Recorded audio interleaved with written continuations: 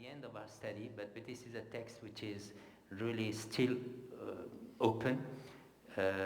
Although I believe that, in my humble opinion, I believe that we are on the track of finding the key to the book, to Daniel 11. I mean, that's what I'm thinking. I may not be right. Maybe tomorrow I will think something different, but at this stage, I think we have a few things there which are quite encouraging, taking us in the right direction. So I'm going to share that with you this afternoon. Okay, so this morning I began with an explanation of what we do, a kind of a review of literature. We call it in our technical jargon. We just made a little history of interpretation. When you look at the history of interpretation of Daniel 11, that tells you again how difficult it is. That's really, when you read that, you say, well, it must be very difficult because it has so many opinions. It's so contradictory. You don't have a unified front on Daniel 11. Many interpretations. There is no agreement. And when there is no agreement, that means it is difficult. Okay, so that's the situation where we are today. There is no agreement. And today, again, as I indicated this morning, and this is something I want you to realize, is that according to the general interpretation, we have, I'm just going to repeat what I said this morning, we have understood, and maybe if you could see, that would be perhaps the moment, to see let's say the second structure, that is when we have let's say the three structures, Genesis 2, Genesis 7, Genesis, maybe rather Genesis 8 and Genesis 11. We could have that. We have that? All right, no, the one before. That's Daniel 11. Okay, so before, we'll come to that in a minute, just before. The one before the two structures, that is, right. Okay, let's go a bit further now. Let's see what we have here. Okay, further. Okay, so you see, remember the structure, the chiasm. This as we see the general, that's what I put on the board here. All right, here, this is what we have. Okay. This morning, we spoke about, I'm going to put this on the board so that we don't need to move this because we are going to stay a moment on that. This morning, just pay attention here. This is what we did this morning. We went in chapter 7, 1, 2, 3, 4, all right? And then we have the little horn, okay, after that. Then we have the day of judgment, okay? And then we have here, I draw here, the cloud. That's the cloud, right? In case you don't understand, this is a cloud. Okay, so, and then in chapter 8, this is what we did this morning. We have number 2 and number 3. Number 1 is not indicated, number 4 is not indicated, yet we have the little horn. And then after this, we have the day of atonement, okay? And then, right, and then we have the end, all right? We call it, okay, how can we put, so let's say we have the end, all right? So that's what we did this morning. Let me just review with you for a moment on this connection between chapter 7 and 8. Okay, and then we'll go from chapter 7, chapter 8 and 11 after this. This is our plan. And then after this, we'll go into chapter 11. So that's the program for today. And in the middle, before we go, when we'll be going into Daniel 11, there will be two sections. I will not go into all the details, otherwise we'll stay here until next year. Okay, so without eating, without drinking, just doing that. But we will just have an overview of Daniel 11 until we reach verse 40, which is the last section, which we call the postscript, the last section, which is the section about where we are right now. And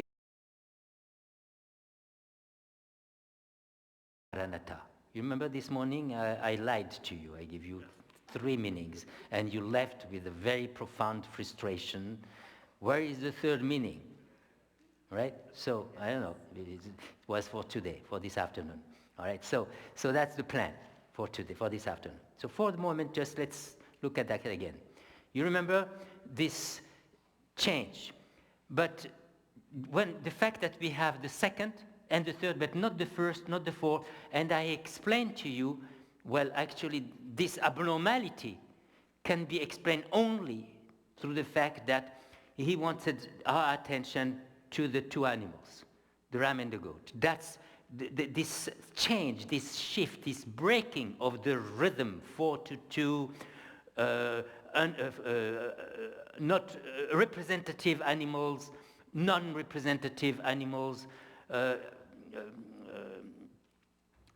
unclean animals, clean animals, animals which were like bear, like, they were not really animals, they were like, but here it's real animals. And here these animals, they're not representing, and therefore he says, this is Greece and this is Persia, because we don't know otherwise. We didn't know. If he hadn't indicated that, we would not know. All right? And so the attention is on those two animals, and this is the reason why we have two, because he wanted to have these two animals together. And so the next thing you do when you observe something, you ask yourself, there is something intentional. You understand the idea of intentional. When you study a text, it keeps saying the same thing, and then suddenly it says something completely different, that means that there is an intention. You know, I was indicating that this morning when I said, when you say good morning, when yesterday I said that, and then suddenly I say bad morning. Oh, it's intentional, right? I changed the rhythm, I changed the usual thing, okay? So what the intention is to draw our attention to the association of ram and goat. So you want to ask yourself the question, why does he want us to pay attention to this association ram and goat? There is something intentional, right? It's not just something in passing. So you go and you find in the Bible, this association ram and goat is only in the context of devotement. So for a Jew, he reads Daniel 8, he thinks devotement because of ram and goat. You understand? So that's the first answer to first challenge I indicated this morning. He was saying there is this whole thing, this whole construction was to take us to devotement. So that's something we need. But doesn't mean, so when he explains, when you talk about the little horn here, this is the same little horn. This is the horn which comes after the fourth. The fourth is implied. The one is implied also. He doesn't say, he doesn't speak about them because he wants to imply them. He doesn't want to mention them because he wants to narrow down to ram and goat. You understand what I'm saying? So this is why he's not talking about the four, but the four are there. They are there because 7 is behind. You understand? You cannot say that there are only two kingdoms. There are still 4 kingdoms. There are still 4 kingdoms which leads to the end. Except that here in Daniel 8, he doesn't mention 1, he doesn't mention 4. He mentions the 2 least significant kingdoms because he's not interested in the kingdom. He's interested in the 2 animals which actually takes you in the context of devotement. All right. So when you see this little horn here, this is the same little horn here. Just as the little horn here, it comes after Rome. This is Rome. The 4th kingdom is Rome. Just as the little horn comes after Rome here, he also comes after Rome. It doesn't come after the 3rd. That's the trap. That's where many people are saying, well, that comes from the critical scholars are saying this little horn comes after the 3rd. And if it comes after the 3rd, what do we have in the 3rd? We have, the 3rd is Greece. This is Alexander. And then we have the 4 horns. You remember? The 4 horns. And the 2, and then if you take the 4 horns from here, and then you take then this is Antiochus Epiphanes. Okay? But he is not thinking about the little horn coming from the 3rd. It's coming from the 4th. It's the same little horn. It has the same features. If you just look at this little horn, it's not a part for Rome, pagan Rome, and another part for the papacy, as you find sometimes in some commentaries. They have the little horn, and the little horn is one half pagan Rome and the other half papal Rome. This is not right, because he's using the same symbol, same little horn. And this little horn also has human features. It speaks, it sees, is intelligent. So it's not pagan Rome. It's really the same. It's papacy. It's the papacy. It's the Rome, the power coming out of the pagan Rome, which is the fourth. So you have this. The reason why I'm insisting on that, it's because once you have understood this, that the fourth is implied. You see what you have here? You have the second kingdom, the third kingdom. The fourth is implied. He's not mentioning. He doesn't want to mention because he wants us devotement. So this is why the two. And then he refers to the little horn, which is at this level, that is coming from the fourth implied kingdom, which is Rome. Okay? And what we have here, it says, he uses the expression, you have the four horns, and they went to the four winds of heaven. The four winds of heaven. In Daniel 7, you see, in Daniel 7 it says the four winds of heaven. You have Rome, and then you have they go to the four winds of heaven, and out of this came the little horn. And the four winds of heaven is repeated here also. If you read Daniel 8, you will see again the kingdoms, and then four winds of heaven, and then comes the little horn. So it's exactly, so Rome is implied. And this little horn which is coming here comes after Rome, not after Greece. You understand that? Do you get the point I'm emphasizing here? Comes after Rome, although Rome is not mentioned, because he doesn't want to mention, because he wants our attention to something else, okay? So we need to understand that paradigm before we go to Daniel 11. This is really fundamental, okay? That he has two kingdoms, fourth kingdom is implied, and then after that comes the little horn, which is coming after the fourth kingdom, although it is mentioned after the third kingdom. You get the point? It looks like it comes from the third kingdom, but in reality it comes from the fourth kingdom. Okay? Good. Now we go to Daniel 11. All right, you can go now to the what we have here on the, posted here. No, just leave the way it is. Leave the way it was. You just changed what was not supposed to be changed. I'm sorry. Right here, we stay there. Look at Daniel 8 and compare with Daniel 11. These are perfect parallels. These are the only two chapters which begins with the second and the third kingdom. Okay? It's exactly the same language. If you read the beginning of chapter 8 and you read the beginning of chapter 11, it's as if he's repeating himself. The same language, the same Hebrew language. So it's as if he's speaking Daniel 8. It's as if he has not moved out of Daniel 8. He's repeating Daniel 8. The same language, and Greece, and Persia, and then you have, as he was about to stand up, you have the four winds of heaven also, and then right after this comes, we are now in verse 5, King of the South shall attack him. What is this him? When you say King of the South shall attack him, that implies there is a King of the North he hasn't spoken about yet. Right? We begin in verse 5. You read your Bible. You see, you begin in verse 5. He has never spoken about that, the King of the North. He said, King of the South shall attack him.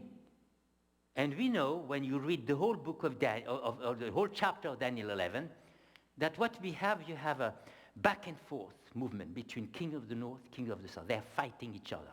King of the South attacks King of the North. King of the North attacks King of the South. King of the South attacks King of the North. king of the north attacks. So we have king of the north and king of the south fighting each other. So once you are familiar with the chapter itself, so when he says, shall attack him, you know he is referring to the king of the north, although he has not mentioned the king of the north. It's implied. And you will have the same thing, the same language, in the very beginning of the postscript, which we will study later, which concerns the verse 40. King of the south shall attack him. And then you don't have the king of the north, it's implied there also, the same language. So we'll come back to that. But for the moment, you see, the king, we are reading chapter 11. The king of the south shall attack the king of the north. And now, once we have understood the parallel between Daniel 11 and Daniel 8, you see, I put the two kingdoms in Daniel 8. If you just look at Daniel 8, Persia, Greece, four winds of heaven, and then we have Rome, which is implied in Daniel 8. You remember that? The fourth kingdom, I should have put a parenthesis here to clearly indicate that it is implied. In Daniel 8, you don't have to mention the fourth kingdom. But it is implied, and then comes the little horn. We know that it is implied in Daniel 8, that the little horn, because we know that the little horn normally comes from the fourth kingdom. We learned that from Daniel 7. And it's the same little horn. So we learn this little horn coming from the fourth kingdom. And so what is this little horn before we go to Daniel? This little horn, as you know, and I don't want to get too much into that because you know about that. This is a little horn with human features, right? Human eyes. So this is a spiritual power. And we have identified that, and we are not the only one, by the way, who have identified that with the church, the Christian church at that time. That is the papacy, whatever you want to call it. By the way, we're not the only one who was. The Jews did that very early. They recognized, they identified, this is the papacy, they recognize this whole story of the four kingdoms is well attested in Jewish history. Four kingdoms are Babylon, Persia, Medo-Persia, and Greece, and Rome. This is well in ancient rabbinic, this is all over, okay? And when it comes to the horn, they were, of course, divided. Some people say, well, this is Islam, this is the church, but majority, this is the church. When they were suffering, the Jews who were under Islam, they were suffering, persecuted by Islam. They said, this is Islam. But finally they said, this is Islam and the church. But generally they said, this is the church. Okay, this is the Catholic Church. This is the papacy. They were persecuted. By the way, a parenthesis, the issue of the time element, the persecution which takes, 1,000 to 1,260 days, one time, two times, and half a time. I'm talking to people who are familiar with Daniel 7, verse 25, right? And this prophecy, as Adventists in our traditional interpretation, we say, well, it ends in 1788, therefore it should have started in 538, and because it's the time of beginning of persecution, or there is something which started there, which is interesting, by the way. There's a master thesis at Andrews was done by a lady, and she has observed that the time of the persecution of the Jews, that was her master's thesis, started around 538 and ended in 1797 when Napoleon came and really did this particular blow against the church, and this is why Napoleon was considered by the Jews like a Messiah. He saved them. So it is not just something which just Adventists have concocted there. It's well something which is well attested as far as those periods of time. So I'm just kind of refreshing your memory here on this, something you know well. All right. So you have this little horn, right, which is there coming after the fourth. So this is the church, the Christian church, and there is a problem here, as I indicated this morning, but this church, first of all, begins with a mixture of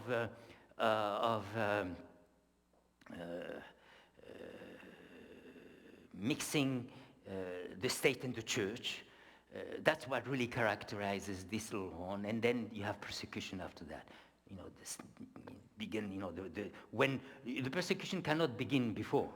First of all, you have the state and the church together, and once you have the two powers together, then persecution comes, which is very logical, okay, because you have the means now to bring the persecution. So that's the way we are. So anyways, let's go back to Daniel 11 here.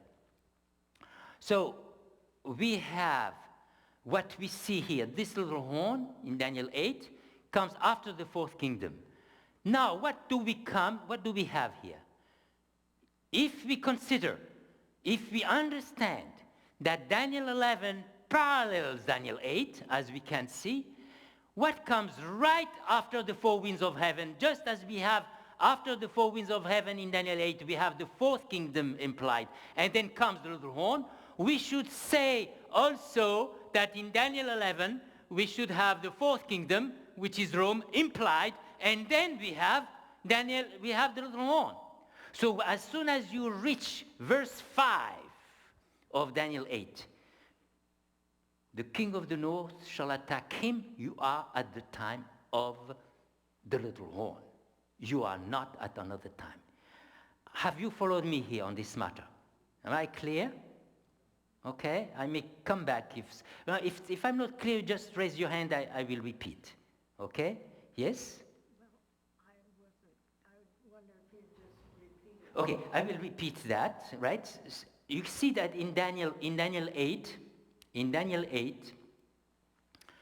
you have the little horn coming after a kingdom, after the fourth kingdom, which is implied.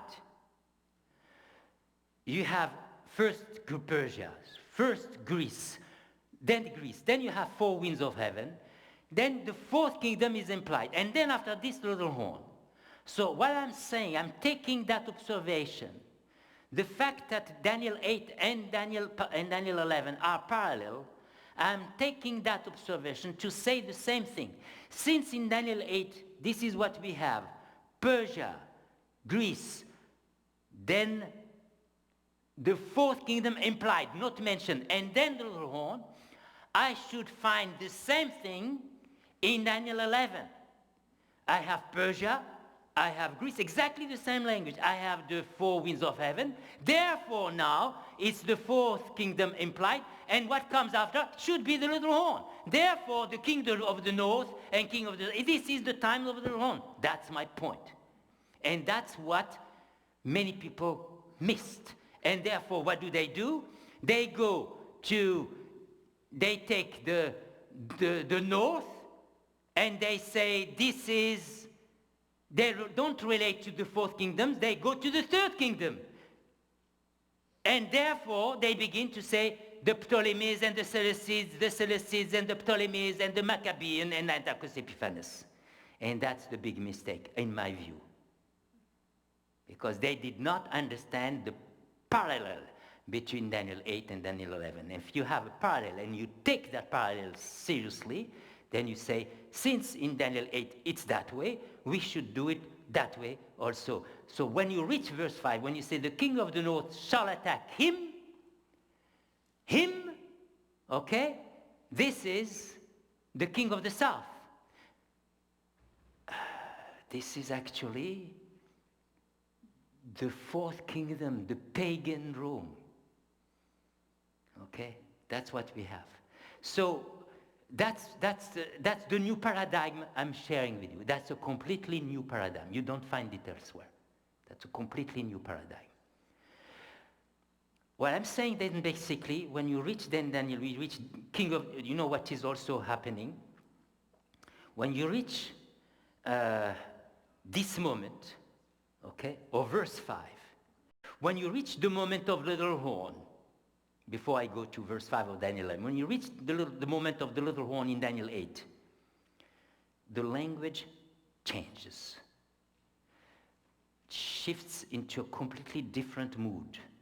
Before, everything was literal. Persia, Greece, the four horns, and then suddenly we have a little horn with human eyes, human mouth, and this little horn reaches out to heaven and goes into the holy place, and then you have the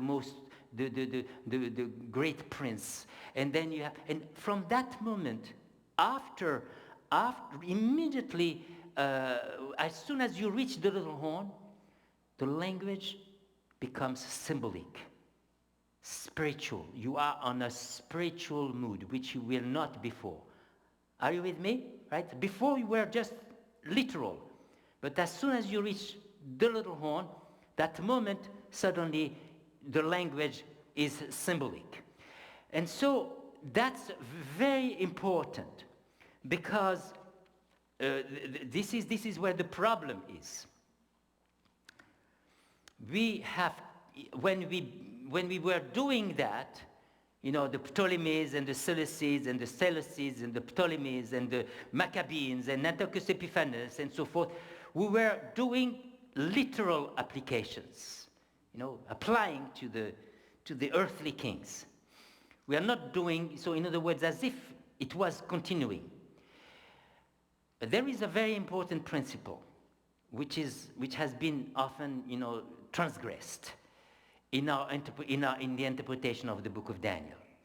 It's what I call the covenant, the principle of covenant principle. When you read Daniel 9, okay, you read Daniel 9, there is an allusion to that. In Daniel 9, that is the 70 weeks prophecy, it says this. At the end of Daniel, of that, so it says, then he shall, you know, after the crucifixion of Christ, you know, if you remember Daniel 9, you have a prophecy.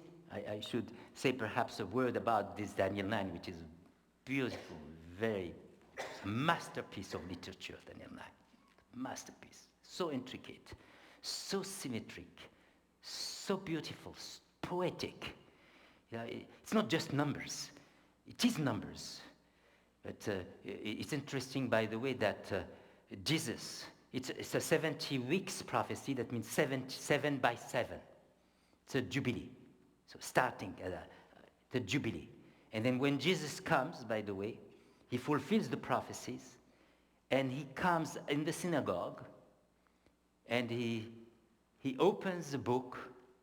You remember that story? This is the first, really the starting point of Jesus' ministry. He opens the book, he reads the book, and says, today it has been fulfilled. You know what is this today? This is the fulfillment of the 70 weeks prophecy. Because this is the Jubilee. He was reading a text about the Jubilee. And the 70 weeks, it's a Jubilee.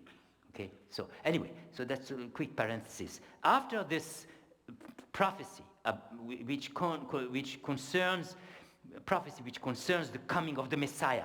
The only place where you have the Messiah par excellence is there. You don't have this elsewhere in the Bible. Mashiach by himself. It's a unique place, no definite. It's a really the one, universal. It's there. So you have this prophecy about the Messiah. I could just have a whole seminar on Daniel 9. Be completely very different landscape, very powerful. But anyway, that's another thing. But so after this prophecy of Daniel 9, after talking about the crucifixion, it says this Messiah will be yikaret, will be cut off. Okay, and after this, you read in verse 27. Then he shall confirm this Messiah who has been cut off. He shall confirm a covenant. You know, this is quite interesting because the word cut off, karat, in Hebrew, is related to brit, to covenant. So when you see that, you immediately have to make a connection. It's the same Messiah. This is the Messiah who was cut off, who made that covenant by being cut off. Okay, so karat, brit. I sometimes play, just to help students remember. I tell them, karat. This is from this word that you have the word karate. This karate. You know what I'm talking about, karate? All right, okay. So now you will remember the word karat, right? So, but don't believe that it is related. I'm just doing that to help you remembering. Okay, so you have karat, he was cut off, and then Brit.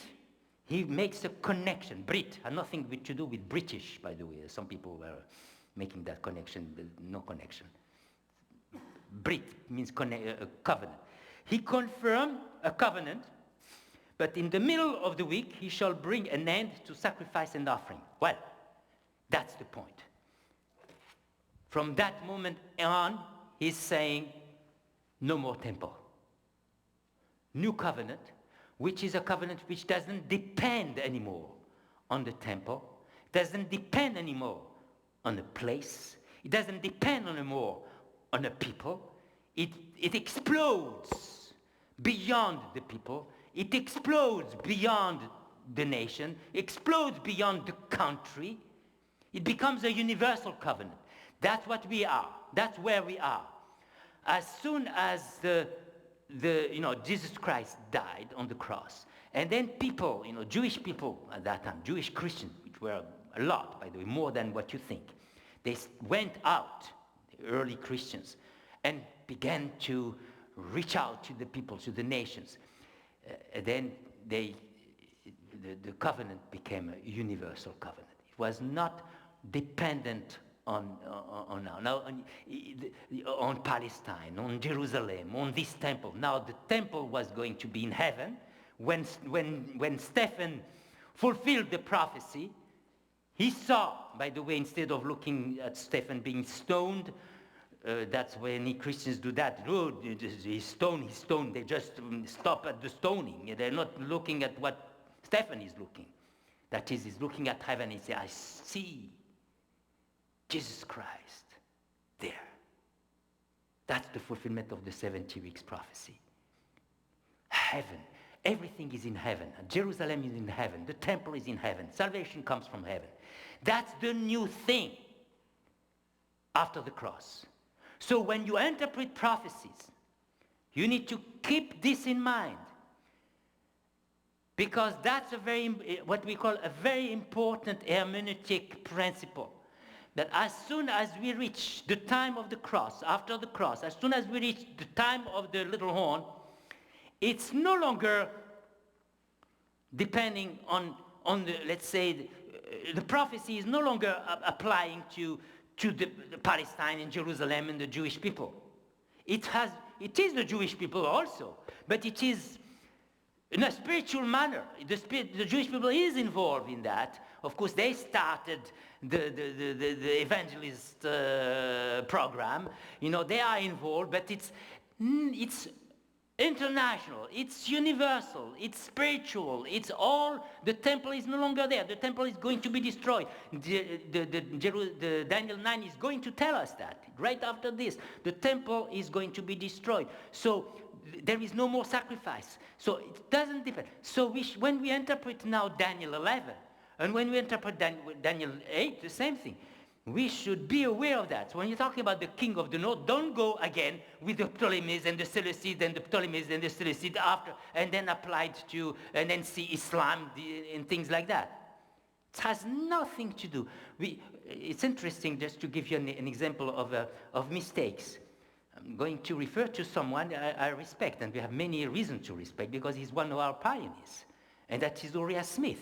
What did I touch? What did I touch here? Uriah Smith, it's one of our saints.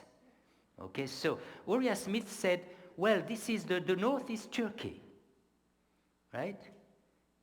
He was applying literal application. And then when it comes to the south, it's France. And then he was mixing the literal application and the spiritual application. I don't know if you heard about Rosenberg. Have you heard about Rosenberg? Who is, making lectures all over in the Seventh-day Adventist churches, showing that the south is Islam, and the north is Christians, because Christians are all in the north and the Muslims are all in the south, which is completely wrong geographically. Because you go at the Muslims, they are the majority of the Muslims. They are not in the south. It's a small minority. I mean, actually, in the south, you go to Africa, the majority are Christians. Right? And the north, you have many Muslims there. They go to the east, you could say. So it doesn't work. So what is happening, for instance, for Rosenberg, he says, well, he interprets the Jewish people spiritually. He says, well, now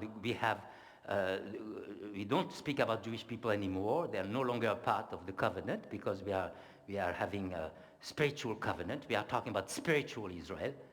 But then the land is Palestine. He is predicting on the basis of his interpretation, all right, that, the Christians are going to go into Palestine, and they're going to, in passing, I suppose, killing the Jews and the Muslims. And then Jerusalem, there it says, so the Holy Land is going to this is where the big war is happening. So on one hand, he's spiritual when he talks about spiritual interpretation when he talks about the people, but when he talks about geography, the land, it becomes literal. So you have inconsistency. What we are talking about is that all is spiritual. When we talk about the king of the north, the king of the south, we talk about the little horn, it's all spiritual. What do I mean by that?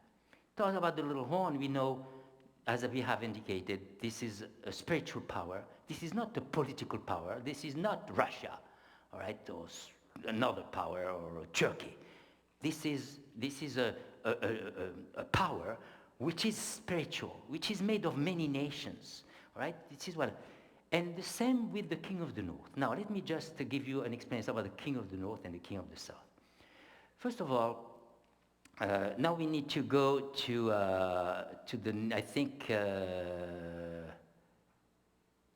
right. Now we need to go, as you have seen the parallel between Daniel 8 and Daniel 11, I would like to go to the next, let's look at the next, paradigm here on Daniel 11, just Daniel 11, the first one. Can we have this, please?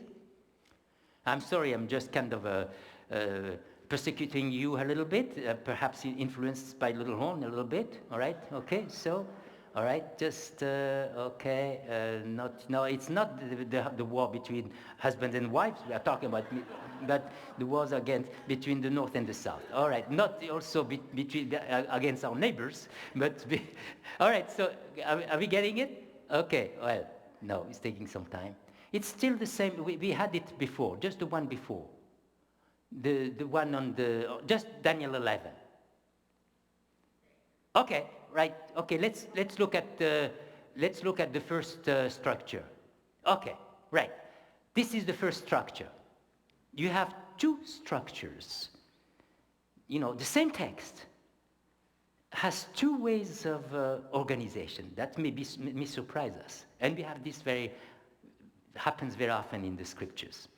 The scriptures is much richer than you think. Oh, you think, it's enough. This is the problem. When we read the scriptures, as if we are reading kind of a recipe, and we don't realize the riches, the power, the complexity. That something sometimes it goes against me when I explain to some people, this is so complex, so difficult. Therefore, it cannot be right. I just want to make a little bit of a statement here. When you study just one simple thing, you study human physiology.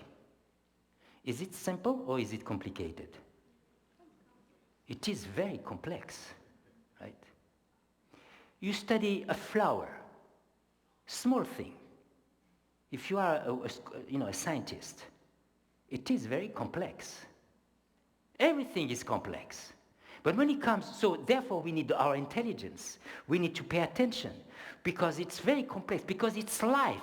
Life is complex. Water is complex. But suddenly when it comes to the scriptures, it's simple. As if our intelligence, we don't need it when we come to to the Bible. We need our intelligence when you deal with anything.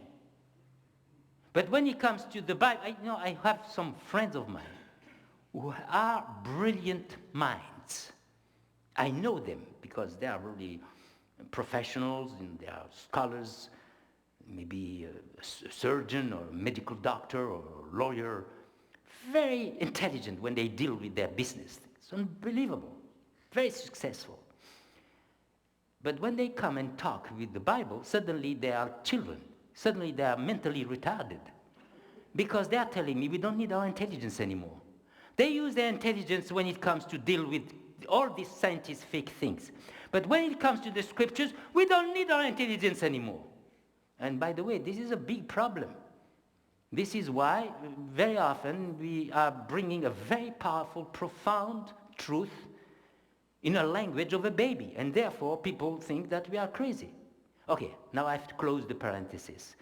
I'm kind of justifying the complexity. It is complex. It is beautiful. It is so wonderfully, skillfully. And I spent hours, weeks, days, months, years just by looking and paying attention. It takes just as it takes many years to understand something, it takes many years also for the Bible. That's normal. You should expect complexity. That's my point. It's not something you should be ashamed of. It is normal that it is complex. And if it is not complex, actually when someone brings you, it's so obvious, it's so simple. When something is too clear, watch out. There is a problem there. It doesn't mean that you have to be confusing, to be convincing. But when you are too clear, there is something important missing. It's true for everything, okay? Anyway, so that was my little parenthesis here. Now you go to Daniel 11. This is what is happening. Let me just observe something with you. You have south attack. It's very clear. I was just saying it's very clear. But to see the clear, you have first of all to study it and see what is happening. The south attacks the north. It starts with that. South attacks the north. North attacks the south. South attacks the north. North attacks the south. So south attacks the north, right? And north attacks the south. You see, you don't even need to look at because it comes like that. What do you observe? It's so symmetric. It's so regular, right? South attacks the north, north attacks the south, south attacks the north, north attacks the south, south attacks the north, north attacks the south. You see this movement, this symmetry? This is the way he's telling you that story. It's in a poetic manner. It's so symmetric. And not only that, you see when you have these two sections here, I call it A, B, C, and then the others on the facing, I call it A1, B1, C1. You know why I do that? Very simple. Because when you read this section, south attack north, and then you go to the facing, north attack south, many common words, there are many parallels. And you go on like this, so you don't have just south attacks north, north attacks south, south attacks north, north attacks south, south attacks north, north attacks south. That means 6 sections, by the way. It's kind of interesting. 6 sections. But you have also a clear parallel. You have many common words at the right place, at the corresponding place. It's amazing. It's so, when you read into the Hebrew, it's as if it's like a mirror. Okay, but it's he's talking about a progression of the conflict, but he's retelling the progression of the conflict in a poetic manner, so that you can see, yes, there is a symmetry, and yes, there is parallelism, but he's still moving on, right? But the reason I just want you to pay attention is that when he says King of the North, King of the South, he's not talking about, a literal power, because north, south, south, north, north, south, south, north, you can immediately understand that when he uses King of the North or King of the South, he's not talking about he's talking about a symbol. It suggests immediately a symbolic language. Are you agree with me on it? It's a symbolic language. That's one observation. And it goes along with the little horn. It's the same level of the little horn. Daniel 8, little horn, symbolic language. Now we reach the same stage. It's not called the little horn, but it's called with another language, but it's still symbolic language. King of the north, king of the south. So now you want to, why does he use the word, this concept of north and south? You need to understand that. He's using the concept of king of the north, of king of the south. This is a symbolic concept, spiritual concept. So then you want to understand, how do the prophet, what is the key? How can we get the key? How do the prophet understand the north and the south?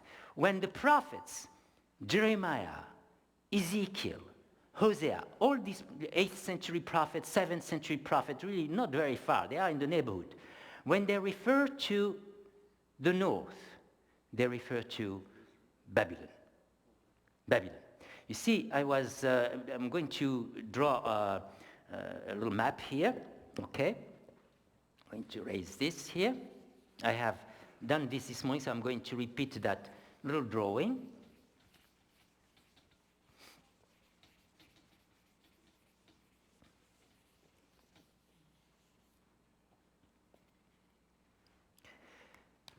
We have, maybe I should do it that way.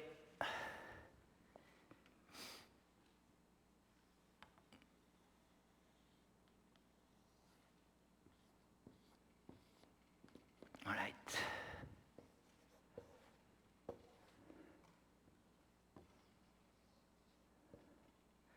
Okay. So this is Jerusalem, more or less here. Okay. When the Jews, in biblical times, when they refer to, they used the word the north, they had in mind Babylon. When they say, you read Jeremiah, you read Ezekiel, they may not use even the word Babylon, but they will say, this is coming from the north. This is the power of the north. The north was identified as, or let's say Babylon was identified as the power of the north. You will tell me why? Because that's not right, because Babylon is right here. It's on the east. The reason it was called, Jeremiah called Babylon the north, Ezekiel called Babylon the north, because they saw the enemy coming from the north. They would not come here, because this is the desert. So they want to come to that place. They would never come here, because otherwise they would be, desert. It's not a good strategic, way. So they would, when Abraham, by the way, when Abraham received his call, he was here. He said, go to the promised land. He did not come, he didn't take he went up there and then went down. Okay, so when the prophets, they refer to the power of the north, it's Babylon. Okay? So that's a first principle. Babylon is the king of the north. Now, why would they call Babylon the king of the north? Well, what's the problem with Babylon? Babylon, there is a big history behind, in the memory of Israel, of Babylon. The first story we heard about Babylon in the Bible, where was it? First story about Babylon. Tower of Babel, right. The Tower of Babel. What happened at the tower? When we say Babel, by the way, this is Babylon. Babylon is the Greek word for Babel. Babel means the door of God. Why the door of God?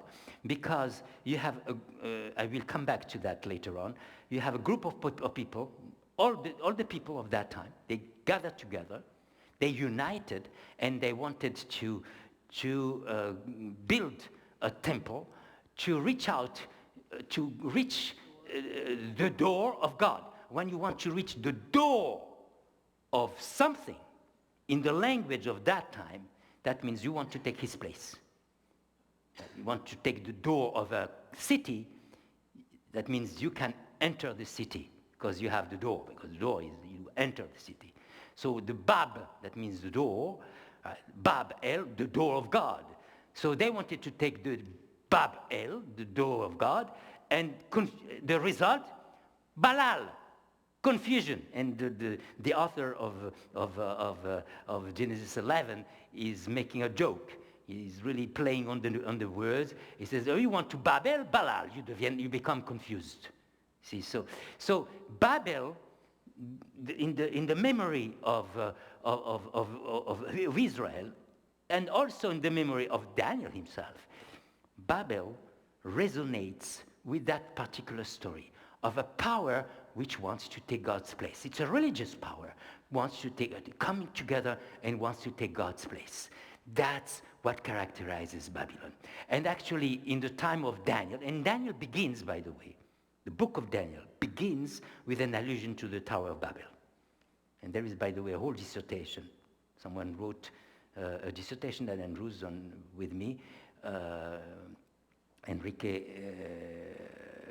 Gutierrez. I mean, it's coming from Dominican Republic. Very good dissertation. Enrique Baez, and on Babylon in the book of Daniel, the Tower of Babel in the book of Daniel. Many allusions. The first allusion is right in the beginning, when you have Nebuchadnezzar, who takes all the articles of God, all right, and he put it in the temple, which is found in the valley of Shinar, which is really an archaic word, which is found only in Genesis 11. It's alluding to that Genesis 11. So you have the story of the Tower of Babel right there in the beginning. So the whole book of Daniel, by the way, is full of allusions to the story of Babel. So what characterizes Babel is this power. This is the little horn. Babel is the little horn.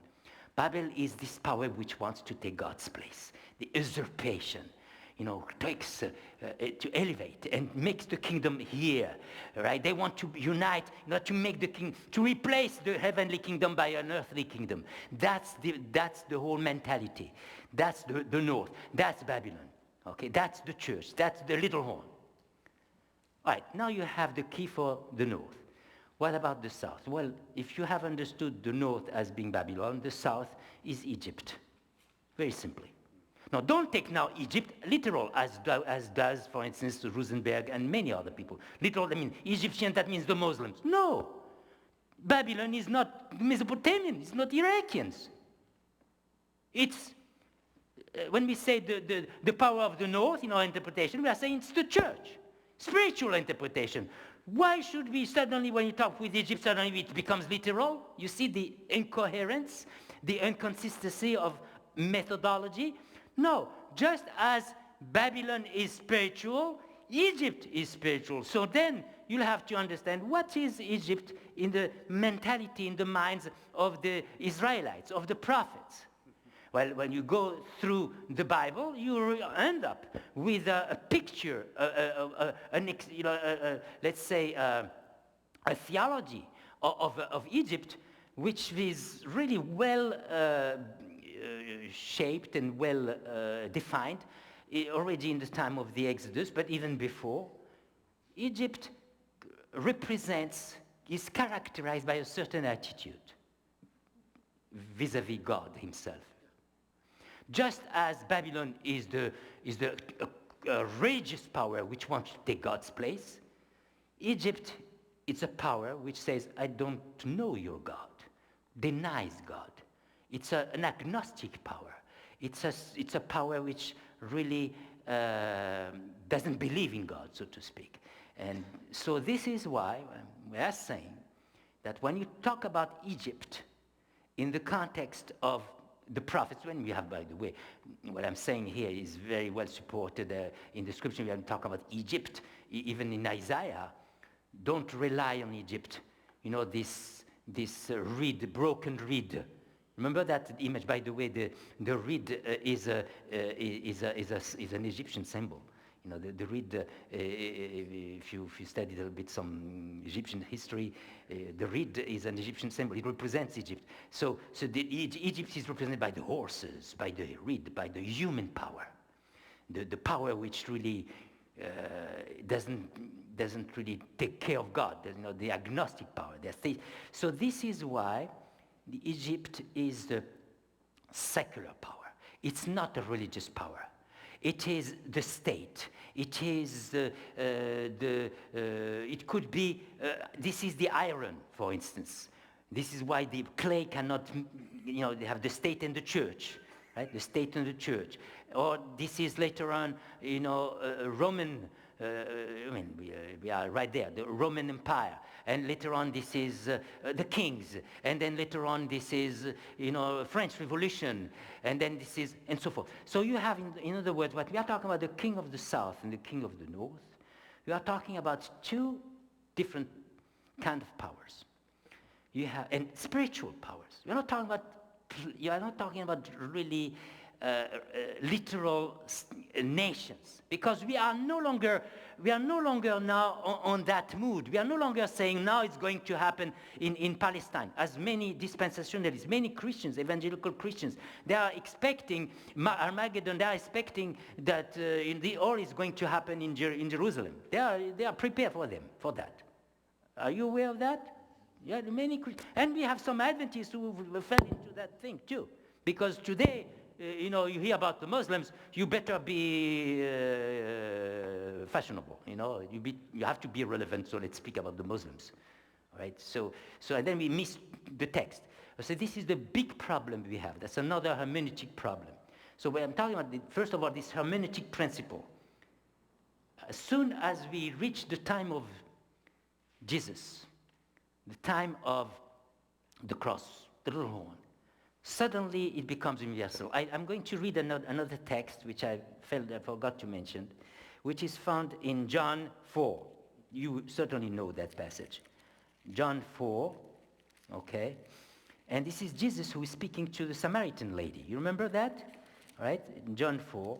And he says to this lady who says, well, everything is going to be, the Messiah is coming from the Jews, so everything then should come from the Jews, and so everything should happen around Jerusalem, and this is why we come to Jerusalem, and we do the services, and this is why, so she's talking that kind of language. And Jesus then in chapter 4, and in verse 22, verse 24, he explains. God is spirit, all right?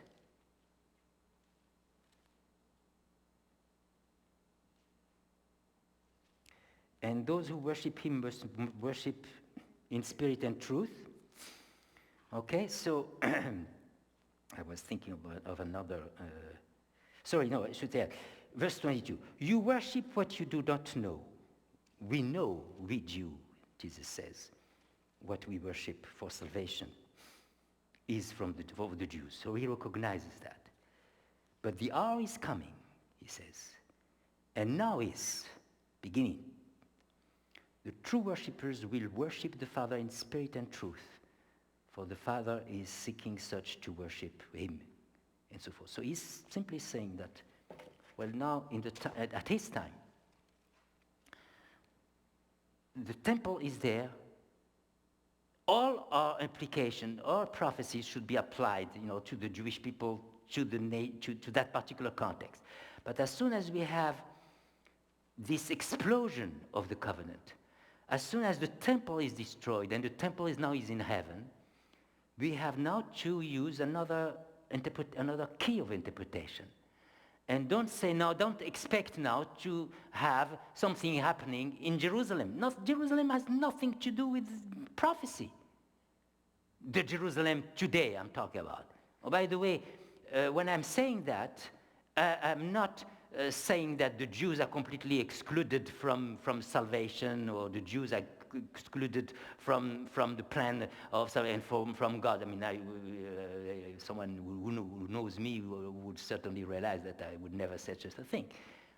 But even the Jews themselves, when they hear some Christians applying to Jerusalem, they get angry. They get angry. Because even the dispensationalists they are talking about, they say they love, they love the Jews. And they say, well, this is going to happen but the Holocaust which is coming is going to be worse than the first Holocaust. And what really scares me and what really makes me angry is when I hear Adventist people using the same language. Completely irresponsible, without taking into consideration the hermeneutic principle which we have learned right now. That is, after Christ, it's no longer, the Jerusalem. When we talk about Jerusalem now, we are going to see Jerusalem. The Jerusalem we are talking is the Jerusalem in heaven. It's not Jerusalem, he's not here. It's a spiritual Jerusalem. We are talking about God's people. It's no longer, we're not talking about really the Jewish people at that time, in the time of the Old Testament. We are talking about another Jewish people, another Israel, which includes the Jews, of course, but it's a spiritual language. So that's what, what is important, to really clarify. Now, okay, so once you have understood, this language, king of the north, king of the south, right? Poetic, symbolic, spiritual, and therefore the king of the north means Babel, and the king of the south means Egypt. Then you go into Daniel 11 and you interpret. We have never done that. That's open territory, because we were with the Ptolemies and the Seleucids completely on another horse, you see, another direction. So we missed completely. So now I invite you to go, you see what is happening now. If you could give me now the next, well, maybe leave it for the moment. No, let's leave it for the moment. That's the first structure. Now when you go to this text, you have the verses here. And you look at the history behind. This paradigm, this is a paradigm which, we have found many years ago, what I'm talking about right here. It's not something new. I have even written about this in my book, Secrets of Daniel. You will see that paradigm, or even in another book which I have written, which is Secrets of Daniel was published at that time by Review and Herald. It's now by Pacific Press, Secrets of Daniel. And then we have another book which is entitled Daniel, the Vision of the End. We see the same paradigm. But until now, this paradigm has been published, let's say, for the first time it was published in French in the 1980s, what you have here. And people were telling me, well, but where is the history there? All right, this you are saying that comes from the Romans, show the history, but I am not a historian. I mean, I thought, I don't want to touch history. So for many years, I never touched it, until very recently. So you are one of those guinea pigs here, okay? So now we are beginning to, I'm not alone, because there are historians with me. I was by myself, I would not dare. So I have the help of historians, professionals, and we are looking into that history. And you know what's happening? It makes absolute sense. You have the whole history of the church, from Constantine, Clovis, I could give you, if you go on, we don't have time to go into all the details. I'll just give you a list by memory. You begin with Constantine, that is really the beginning, even before Constantine, when the mystery of iniquity started, and it goes until the end of the time. And you go through that, you go along the way. At each step, there is it fits so well, unbelievable. The thing what is interesting, if you look at the history with the Ptolemies and the Seleucids, it doesn't fit at all. So you know what they do? They invent. No, honestly, when I sat in a seminar by a biblical scholar, a French biblical scholar, very well known, Delcourt, on Daniel. And I sat in a seminar with another biblical scholar, very well known, who is from England, but he's teaching not very far from your place. This is Goldingay, on Daniel 11. And they were talking about the war between the Ptolemies and the Seleucids and the Ptolemies. It was simple science fiction, because they all invented things, imagination. I said, where do you take that from? Well, we suppose this, but the other one was supposing something else. So, but he didn't, so they had to invent. And you know the thing, they had to invent because we didn't have the elements of history. We don't have nothing on the history of the Ptolemies and the Seleucids. We have nothing. We have very little information. So people invent. So when you don't have, you invent. But here, for this history, you have. We have documentation, we have evidence of the history of church, but we don't have evidence of the history of the Ptolemies and the Seleucids. And by the way, what's the point of the Ptolemies and the Seleucids in the history of salvation? Do you think that Daniel is taking such a whole chapter on the Ptolemies and Seleucids and Seleucids and Ptolemies, and you wonder, then after all, you give a Bible studies, and for 3 hours you talk about the Ptolemies and the Seleucids and the Seleucids and Ptolemies, and you see the man is going the other way, and then at the end you want to pray, because there is no spiritual thing there, right? So that's what is happening. For years we've done that. So actually what's happening, we're not talking about it. That's very simple. We're not talking about it. But if we have, why don't we talk about this is the scriptures? A whole chapter of nonsense, because it doesn't make sense.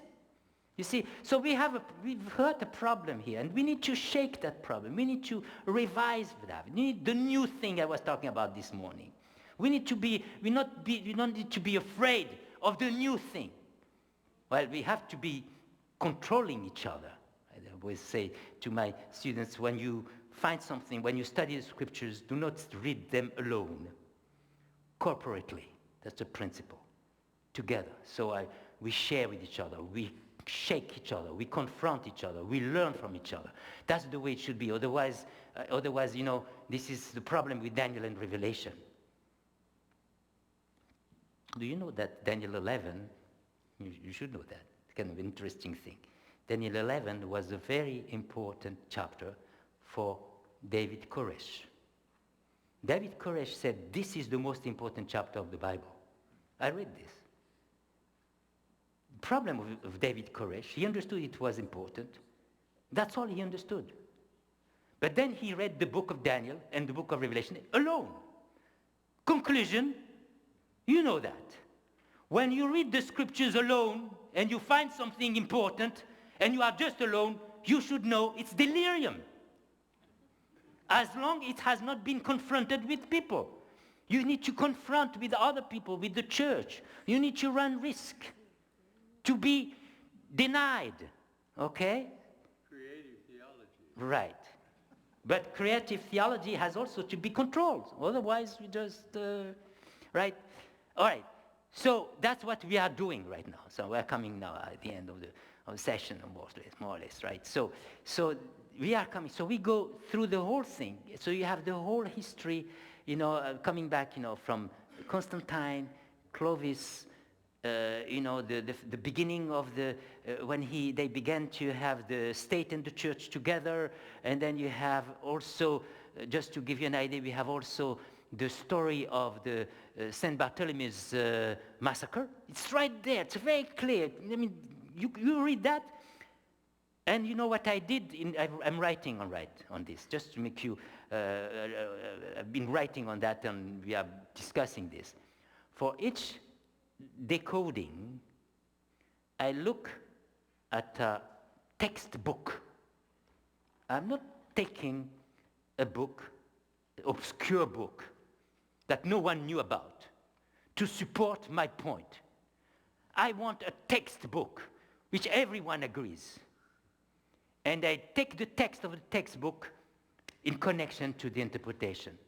And it fits so well. So you go through the whole journey in the book, in Daniel 11, and it goes like this until verse,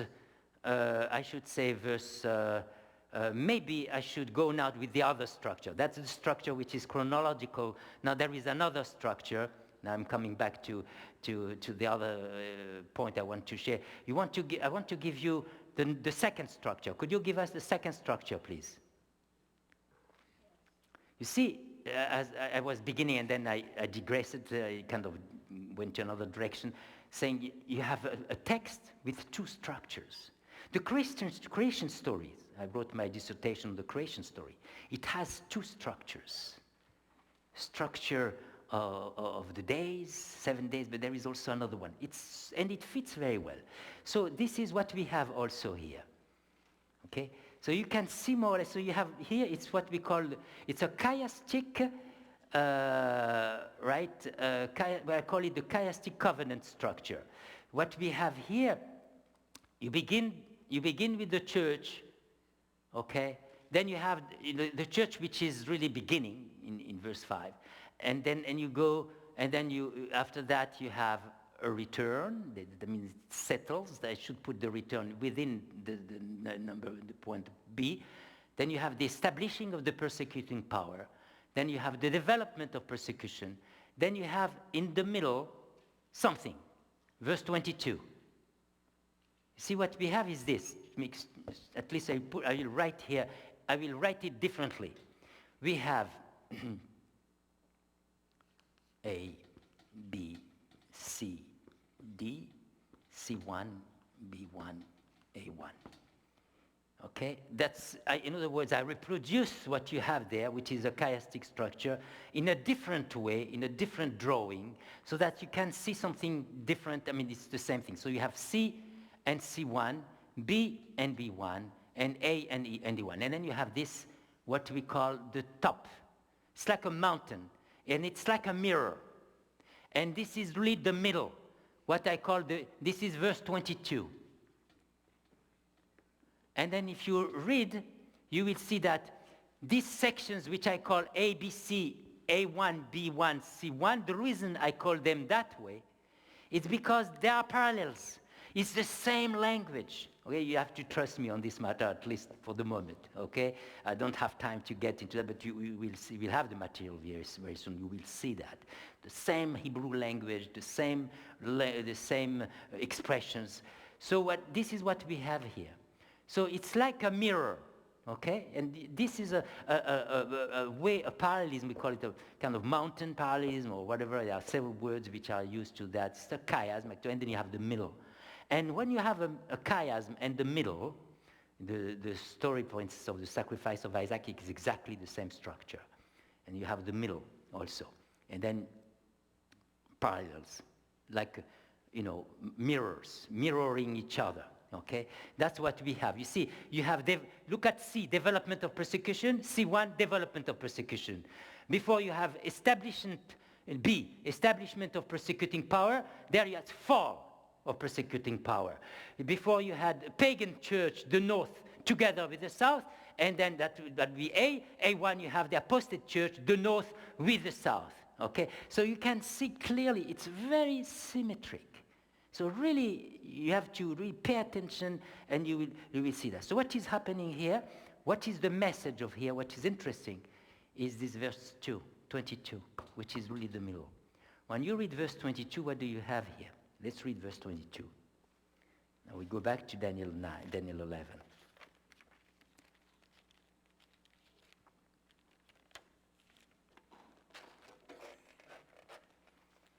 With the force of a flood, they shall be swept away. By the way, when you read flood, sweeping away, this is the language for persecution. Throughout Daniel 11, and also in Isaiah when they refer to Assyro-Babylonian forces which really are, fleeing the people. So this is the language of persecution. So you have this language here. They shall be swept away, persecutions, that we have, from before me, and be broken, Yishaber, and also the Prince of the Covenant. And the word broken is a word which has been used in Daniel 8. By the way, when you read Daniel 11, you have to read Daniel 8 all the time. Because parallels, you have light coming from there. So the word shavar, break, is used in Daniel 8 to refer to the breaking of let's say here the power of persecution. But here it is used here to refer to these people who have been persecuted. They shall be swept away be broken, and also the Prince of the Covenant. So what we have here right there in the middle, he is talking about the persecution of the people who have been persecuted just as the Prince of the Covenant. The Prince of the Covenant, the language Prince of the Covenant, the same words are used in Daniel 9 in reference to Jesus Christ, in connection to the cross. So what he's saying here, right there in the middle of this whole story, all these people are going to be persecuted, oppressed, just as the one who was crucified. It will be another crucifixion by the people. All right, so this is what we have, the whole picture of Daniel 11. Now I'm coming to read the last thing. Okay. Well, I don't know my time because I still have a very funny watch. I did not adjust it. Do I have some more time to conclude here, or what is happening?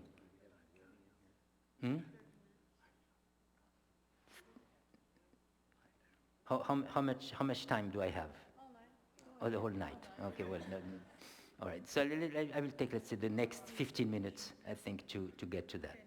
Next 15 minutes. I take the authority of And then, okay. Now we get to the, I would like us to focus on the very, something on a section which is not here, which you have in your Bible, which is the very last section. It's interesting. You have 6 sections, and the 7th is left out. Right? It's like in the creation story. You have 6 days, and the 7th is by itself. No parallels. It's interesting. Like at the creation story, 6 sections, and then the 7th day, no parallel. You have the 6th section, there are parallels. Exactly the same thing. He's using the structure of the creation story. It's quite interesting. And then we have the 7th section. This is where we are right now. That is verse 40 to verse 45. This is where we are. So the King of the North. I'm going to take the Bible and read this with you quickly. Okay? At the time of the end, well, when you have this expression, time of the end, this is an expression which we already encountered in Daniel 8 to refer to the end of the 2300 days warning. So this is the time of our time. Okay? At the time of the end, it says here, the king of the north shall attack him. No, sorry, the king of the south shall attack him. You see, he uses the same language as in the beginning. Shall attack him. Which is the him? We don't know. We need to go right there until verse 28, then we talk about that, the king of the north. Before, after that, we're not talking about it. It's the same thing as we have in the beginning. Shall attack him, and then you have the king of the north shall come against him, and then from that moment on, you don't have resistance of the king of the north. Before you have king of the north attacks king of the south, south attacks north, north attacks south, south attacks north, north attacks south. When we are coming to the end, really, suddenly the north is by itself. The south is no longer a problem, is no longer challenging the north. It used to challenge until, let's say, around the 19th century. But from now on, so we are really at the very end when you have, so we are touching the moment when we are really getting, so this is the present day, okay? Now, what is happening? When you read verse 40 and verse 41, it says, then he shall enter the glorious land, and many countries shall be overthrown, okay? But this shall escape from his hand, Edom, Moab, and the prominent people of Ammon. Why is he talking about these 3 here? I don't know if you, what's the meaning of these 3? Well, if you take a concordance, if you study scriptures, this is our memory of the Exodus. You know, remember the Exodus? When the Israelites came over from Egypt, okay, they came here. Let me take this one here. For the time of the Exodus, they came from Egypt. They went here, Edom, Moab, Ammon, and then they enter the Promised Land.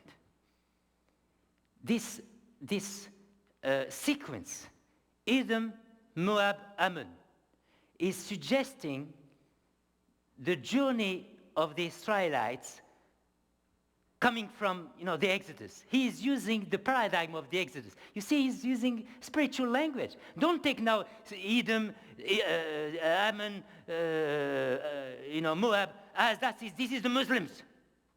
I've seen that, I've heard that. They take this, this is Jordany, therefore the Muslims. No, we're not talking about that. We are talking about, this is not someone from here, the United States of America or from Europe who has some problem with the Muslims these days, and therefore it has to be the Muslims. This is Daniel. He's a Jew. He's in that particular context. He's using the language of his tradition when he says Edom, Moab, Ammon, and the sequence, because this is the way it is. When he walks, first you have Edom, then you have Moab, then you have Ammon. And Isaiah refers the same thing.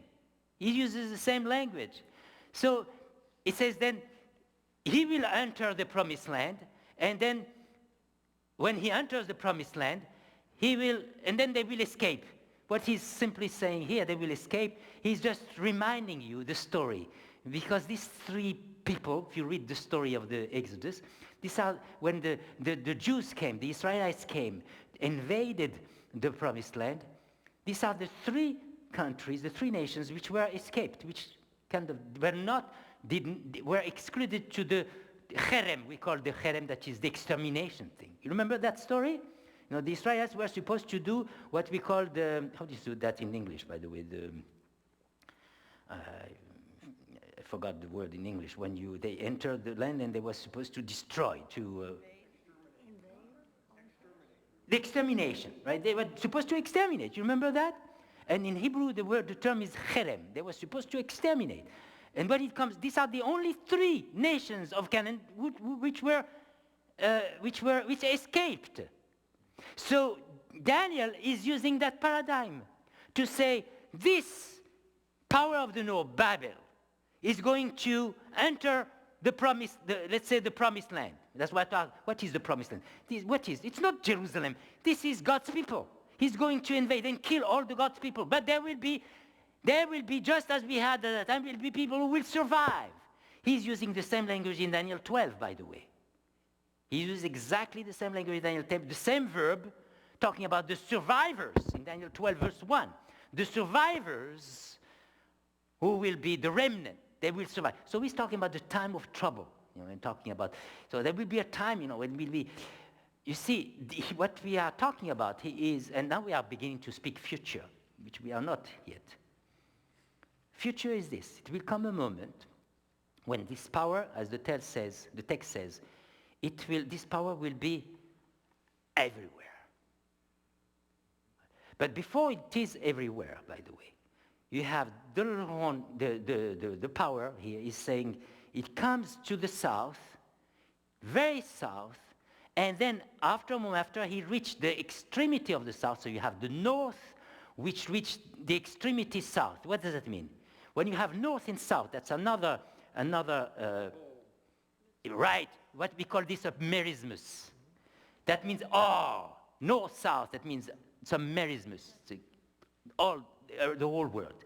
So you have the north, which reaches the ultimate south. And the term says it goes to all the countries. It covers the whole territory, the whole world, okay? And then at a certain moment, suddenly the south is coming with him. They will come behind his steps. Mitzadav in the Hebrew. If you study the word mitzadav in the scriptures in the Hebrew, it's quite interesting. It's used only for God. In his steps, God's. Now, suddenly, what do we have? When you see what I'm studying from the scriptures. I'm studying from the language of the Bible. I'm not coming from another. So, mitzadav, in his steps, that means he is God, and people are following him. So we have now suddenly the north and the south together. We have a unification. That's the last picture. Unity. Unity of all the forces. Unity of all the kingdoms. Unity of the nations. And in Daniel 2, he saw the same thing. All the kings of the earth at the end of Daniel 2. They come together in the time of these kings. I will bring the kingdom. This is really the time of the end. This is the language of Babel, by the way. Let's come together. And then what's happening? Let's come together in order to reach the door of God and reach up there. And God came down. Kind of irony, because you want to go up and he has to come down anyway. All right, so that's this paradigm. He takes it, Daniel takes it, and applies to the end of times. So there will be unity. And you know what is happening. So you will see a time where you will have these forces of unity happening. I wrote about this. I was there in Mauritius as a missionary. I was writing about this. Okay, what you have in Secrets of Daniel had been written before in French when I was in my little island like Napoleon over there. All right, so, and I wrote about this. And then I made that bold statement indicating that one day even the curtain, the Iron Curtain, will go down. It was not happening at all. Many years ago, who would imagine? A number of years ago, not today we think it's, but I mean a number of years ago we had Russia over there and completely separate. But now what we have? It's finished. We have all over, right? We have really the communication working, not always very well, but it works. It's not longer the way it used to be, all right? So what is happening today, what we can observe, you have, when we, in Daniel 2, we are talking about the unity of the feet and everything. We are talking about Europe, united of Europe. These were European people who were writing. They just saw Europe there. But there is more than Europe. When you go to Africa and you speak about the European, they don't care. It's not their problem. But this is their problem, because this is the whole world we are talking about. This is not a Europe-centric interpretation. This is international interpretation, universal. The whole world is coming together. So there will be movements of unity. You know what is happening when you think about this? When I'm old enough to realize that there is something new which is happening, which has been happening these last few years. Movements of unity all over. You have on every level, whether it is religious level, economic level, political level, health level. Today, we are all drinking Coca-Cola and wearing blue jeans. We are all speaking English. There is this communication. We are all in this global village, by the way. We are no longer, I come from French culture. I'm very proud of it, as you may be proud of your culture. I'm very proud of my culture. I grew up there, and, I loved it. I love poetry, I love and so forth. But today, you don't have such a thing anymore. And I have some people in France. There was a song in France which obtained the prize, the Euro. I don't remember the name. Euro, it's a European competition, and this song had a refrain in English, and a minister got upset. A French song, which was supposed to represent France, with a refrain in English, he was upset. Okay, so, and you could be upset, if it was, French and with a refrain in a song in English, an American, and in the middle you have a French refrain representing America. What is this? See, so, but it's ridiculous. Today it's ridiculous, and the singer was really making fun of it, and he was right. And this minister doesn't see very far. He's not going to stay very long on his as a minister, And so what is happening is and this interconnection today, the internet connection, all over. We are in a global village. I mean, this whole picture of having one village, some people were saying that a number of years ago, we thought they were crazy, but the Bible said that already before. So this is where we are today, okay? And so when you see all these symptoms of unities, you know that we are not very far. I want to conclude now.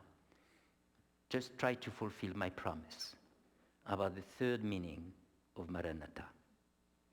Maranatha doesn't mean just the Lord has come and the Lord will come. Maranatha with two words. it is also a word which is made of three words, which is, by the way, the meaning which has been preserved by Paul and it is made of mara, na, ta.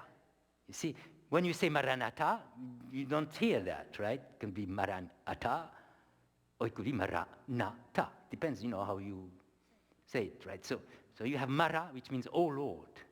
Na, please. Now when you sing Hosanna, that means Hosa, coming from Jesus, Hosea, Yeshua, save, na, please.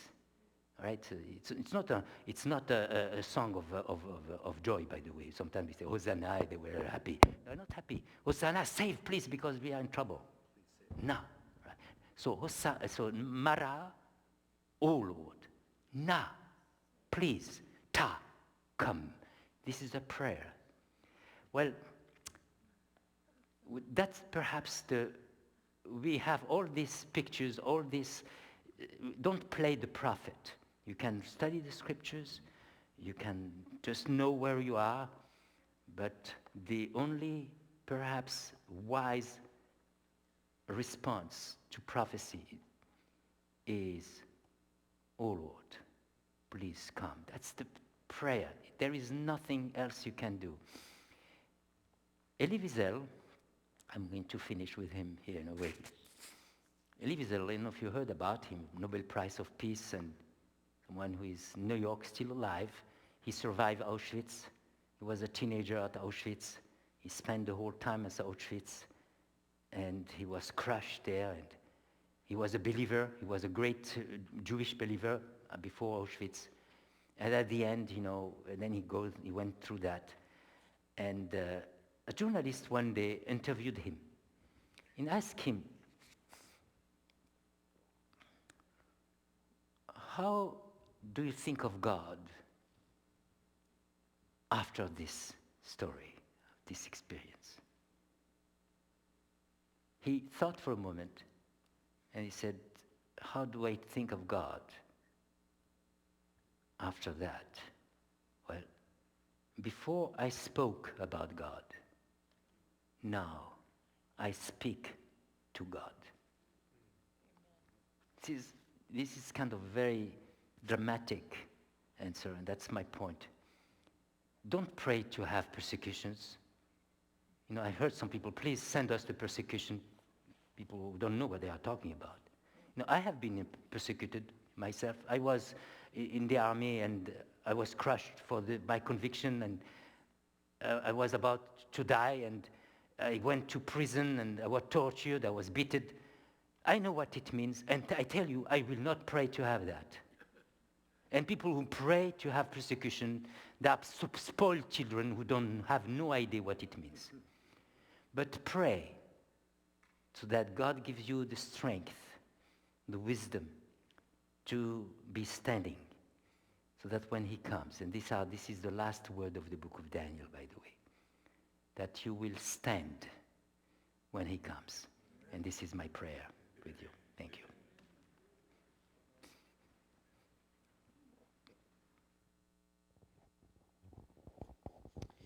Thank you, Dr. Doukhan. I wanted to take a bit of time here. We had some questions that I'm sure are raising. I see a few hands already ready to jump up there. So if you're willing and able, Dr. Doukhan, we'll take a few of those. I may not get everybody because I also want to allow folks to have a little bit left of an afternoon. So we'll kind of see where we wind up here. And I'm going to start with the one I saw first. So, thank you, Dr. Doukhan, for that wonderful lecture that we had. My question is, do you see any Day of Atonement imagery in Daniel chapter 12? Oh, okay.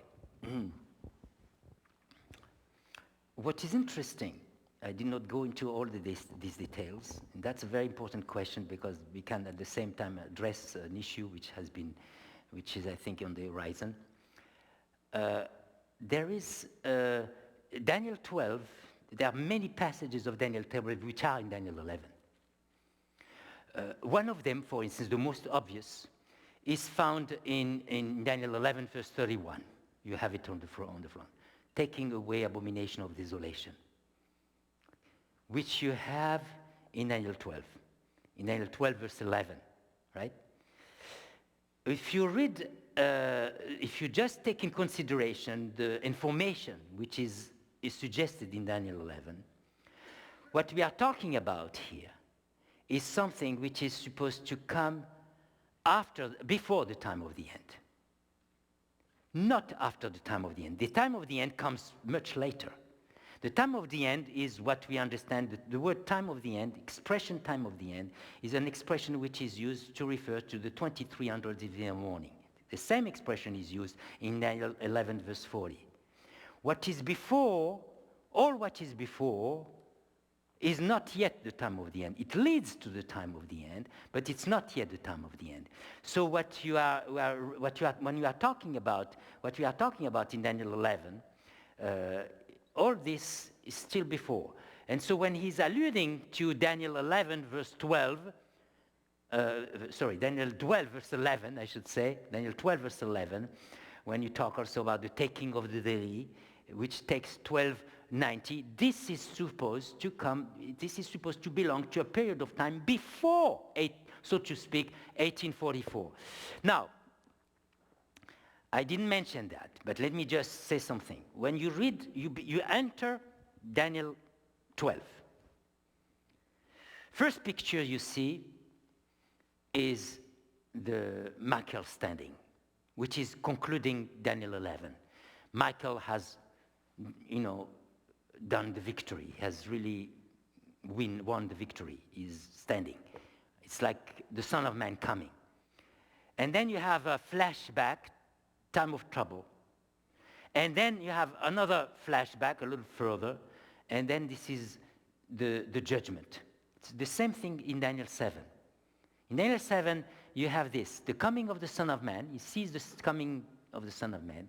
And then he sees a flashback in Daniel 7 to the judgment, okay? And then you have a forward. It goes to the kingdom of God. Maybe I should read the text so that you understand what I'm talking about, because I'm touching here something a bit, perhaps a bit difficult, I don't know.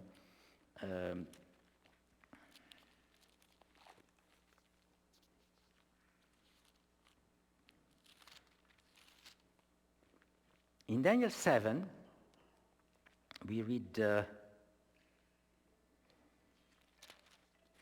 in verse 13, I was watching in the night vision, and behold, one like the Son of Man coming. That's the Maranatha. With the clouds of heaven. He had come to the Ancient of Days. This is judgment. And they brought him near before him, right? This is judgment. And then to him was given dominion and glory and a kingdom, that all the peoples and nations and language should serve him. They shall not pass away, and his kingdom, the one which shall not be destroyed. The reason I'm saying this is because of the syntax, which doesn't come through in your translations. What we have here, we have a participle. I saw him coming. This is present. Then you have three perfect, three tenses in the past, and then you have three imperfect. You have, in the word, 7 verbs. The first one, I see him coming. Then he went in the judgment, 3 verbs in the past. And then he will go, and they will do, this is the kingdom of God. So this kind of language is reproduced in Daniel 12. Right? So you read Daniel 12, you see at that time Michael stands up, all right? So, and then suddenly you have the time of trouble, okay? And then after this you have, they shall be delivered. Everyone who is found written in the book, then you have the judgment. And then you have, then after all, and then you have the resurrection scene. So you have really at the time of the kingdom of God. And then suddenly in verse 4, he says, no, you close all this. And then in verse 6, and that's the point I wanted to come. In verse 6, suddenly he sees something. He sees something which is reminiscent of Daniel 8. Because what does he see? He sees someone who is exactly the same person, who wears, is like a high priest, right? He's standing, and he sees this person also around a river, by the way, which is the river of Egypt. So you have the same language, the same people, the same configuration, but as we have in Daniel 8 also you had two people, two heavenly beings over water, okay, and they talked to each other, and one was asking a question and the other answered. You remember that in Daniel 8, okay? So he's reproducing that, okay, the same person, but the river is different. It's no longer the river of Babylon, it's the river of Egypt this time. It's quite interesting. North, south, kind of confirm, you know, the Babylon now, it shows you that, that really that whole issue concerns the whole world, you know, the north and the south. Now, he asks a question. What is that question? It's a very technical term. How long? Ad mata in Hebrew. The same question which has been asked by the one of the same two, is that how long is going to take? Ad mata, until when, literally? And then the answer in Daniel 8 was, what is it? 2300 in the morning, all right? And then, that's the answer. So the answer to how long is, let's say, 1844, okay? In Daniel 8. So when I see the same people, the same beings, over the same river, and talking to each other with the same question, I expect the same answer. So how long, when is it going to happen? So the last period of time is going to give me an answer to that question. Because when you reach that question in verse 12, blessed is he who waits and comes to the 1,330 days. When you have a blessing, by the way, that means you reach the end. It's quite interesting that we have this also for the Daniel 9. You know, they reached the end of the period of time in Ezra with also a blessing. We don't want to confuse your mind on this matter. But anyway, when you have a blessing, you have a prophecy, and then someone says, blessed, because we arrive at the moment. This is the time of expectation. Blessed is he who waits, by the way. This is the language of talking about the atonement. This is the language of the atonement. That's the only language of the atonement we have here. It's in connection to the 1,300 days. Blessed is he who waits. The waiting and the being blessed, these are, let's say, spiritual associations to the Day of Atonement. You read the Psalm 130, it's the Psalm of Day of Atonement, and it's a psalm speaking about waiting. So when you identify yourself as the people of waiting, you are at the same time at the Day of Atonement. So that's Day of Atonement here. So all the periods we have before, they are before that period of time. They should not, we don't have, some people are beginning to give some, they jump over and they find other periods of time after 1844. I think it doesn't fit. And we don't have time to get with all the other periods, but I think they belong to events which are before really the Day of Atonement we are talking about. Okay, all right. Okay, so it was a long answer, but I guess I touched a number of issues at the same time. Okay, good.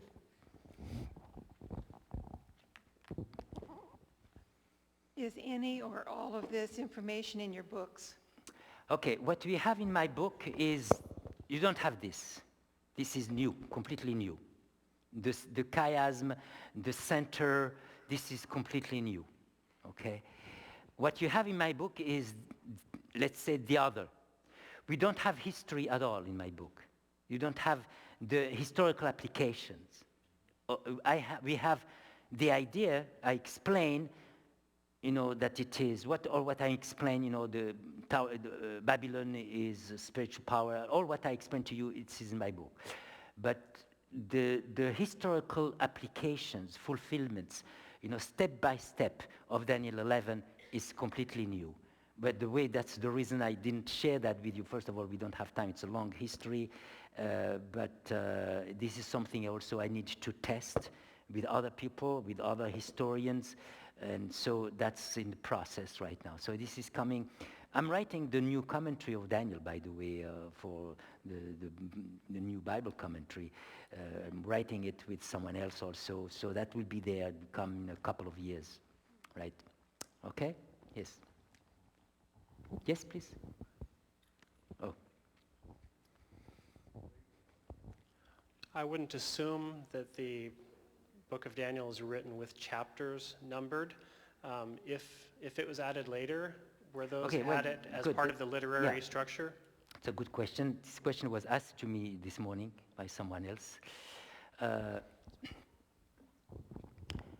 We have, it is true that, the division into chapters, the division into verses came later. The division even within the verse, punctuation, through the accents, came later. But we have to be prudent in regards to, getting rid of the, let's say, the traditional division into chapter, into verses, for a very simple reason, is that they did not do it. I don't remember the name of that person. I think it's, I used to know it, but anyway, it doesn't matter. So in late Middle Age, early Middle Age, Middle Age, you have to begin the chapters. They did not do it, randomly, They didn't do it lightly. They did it, they were very careful. And they respected what was in the tradition, in the liturgical tradition. So when they indicated chapters, very often they were right, but not always right. But very often they were right. Most of the time they were right. Now, to answer more directly to your question, is that we have evidences from the text itself that the chapter should start at that moment. For the very simple reason is that it begins the same way, the same line of historical and date. So there is a pattern, you see, a paradigm, which is so the symmetric element. When you and so, for instance, when you deal with the, it's kind of interesting, with, for instance, with the. Look at Michael, your prince, Michael the great prince. You see Daniel 12, verse 1. Here is 12:21. You see that? You see that this is an observation which tells you we have what we call an inclusio, literally. An inclusio means you have here, it indicates the borders. You see, before you begin the chapter here, right, which is, by the way, you begin with a line which is a historical, with the dates and so forth. I could also speak about the beginning of chapter 11, which is a very interesting beginning. But it begins the same way as in Daniel 9, as the other chapters. So the beginning is the same. But what we have here, we have borders indicated by the repetition of the same expression. Michael, your prince, then you begin the chapter. And then you end the chapter, Michael the great prince. So you have evidence from the text here. I'm just giving you that example, but we could go there. So in other words, we should not really be frozen on this matter of chapters. But if the chapters, the indication of chapters, fit the structure and is supported by the literary evidence, there is no reason to ignore it. That's my way of my approach to that. Okay, good. All right, I think we have time for about one more question. So if there's a burning hand rising there in the back. All right.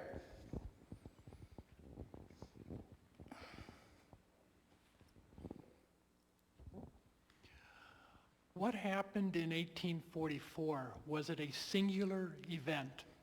Okay. All right, that's a very good question. I'm not, as you say, I'm not a historian. I'm certainly not a church historian. So I will not really be able to give you exact information about what happened. I can only tell you what the biblical text is. This is where my place is. The word nitzdak, which is in the perfect, in contrast to the imperfect, especially in the context of the book of Daniel, this is something I have observed. For instance, in Daniel 9, you have the use of the imperfect, and you have a kind of almost echo between Daniel 9 and Daniel 8, right? Which I didn't really go into this issue here, but there are many echo, there are many connections between Daniel 8 and Daniel 9. This is one of them. In Daniel 9, it talks about the crucifixion of Christ. We call it like this, right? Yikaret, this is imperfect. And here, the verb which is related to that. I mean, let's say in the dialogue between the two texts, there is a kind of a interrelation between the two texts. Here you have yikaret, imperfect, and here you have nitzdak, perfect. What does it mean? When you have an imperfect, very often in Hebrew language, and this is particularly true in the book of Daniel, imperfect means an event which is normally, which is punctual. It takes just one moment. It has a beginning and end. It says, and he was cut off. He's not continuing to be cut off right now. He has been killed. He has been crucified. This is right there an event. When you use the word nitzdak, however, you use a perfect, and that means that it's a process. We are talking about a process which is starting at that moment, but is going on. Okay, and will go on until beyond the end times. That is the judgment. I'm not referring to the book of Revelation and so forth. So the nitzdak is really a time of judgment, which is really taking place and takes time. It's a process rather than really a moment which took place and that's it. That would be my answer to that question. Okay, so, right. All right. I want to thank you, Dr. Doukhan, again on behalf of the church here, but also on a personal note. I've appreciated your time with us, and I hope everybody else has as well. Thank you all for being out here this afternoon, and I'm just going to close it out here with a word of prayer. Or, Dr. Doukhan, would you mind praying for us? Okay, let's pray. Father in heaven, we thank you because you are the Lord of history. You are the Lord of our life, the Lord of our history also. And we ask you, Lord, to accompany us now in our thinking, in our research, and in our life. That's all what you tell us in your word become alive in our life, and that we can wait for you, and we can make this waiting meaningful and witness to the world. Thank you for your Sabbath. Thank you for all what you give us, and give us your blessing for this week now as we are going to join the world, join our work, and help us be standing when you come. In Jesus' name we pray.